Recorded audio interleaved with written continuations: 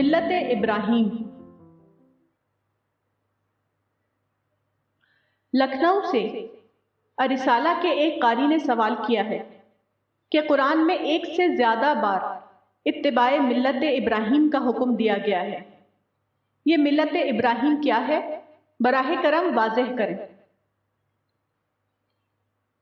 اس سوال کا جواب یہ ہے کہ وہ چیز جس کو ہم ملت ابراہیم یا ابراہیمی ملت کہتے ہیں وہ وہی ہے جس کا دوسرا نام اسلام ہے۔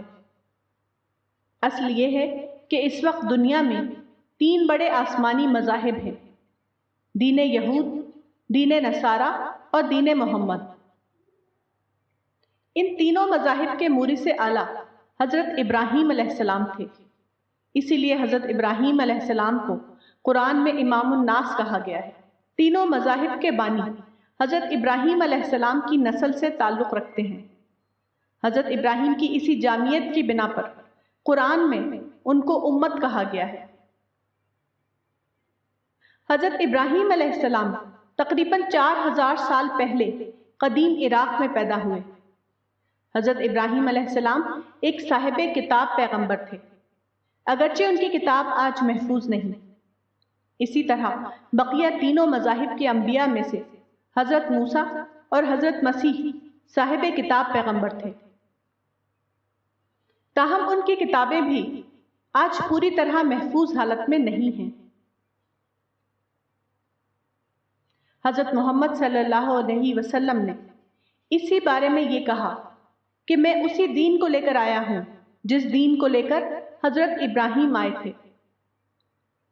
اس اعتبار سے رسول اللہ کا مشن دین ابراہیم کی تجدید کا مشن تھا۔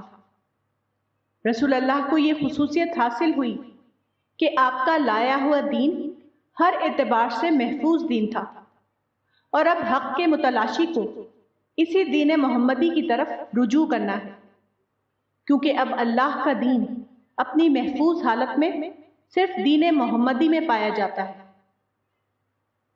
مکہ کے قریش اگرچہ عملاً شرک پر قائم تھے، لیکن وہ اپنے مذہب کو حضرت ابراہیم کے ساتھ وابستہ کرتے تھے، اس لیے وسیع تر پہلو سے قریش بھی اس خطاب میں شامل ہیں۔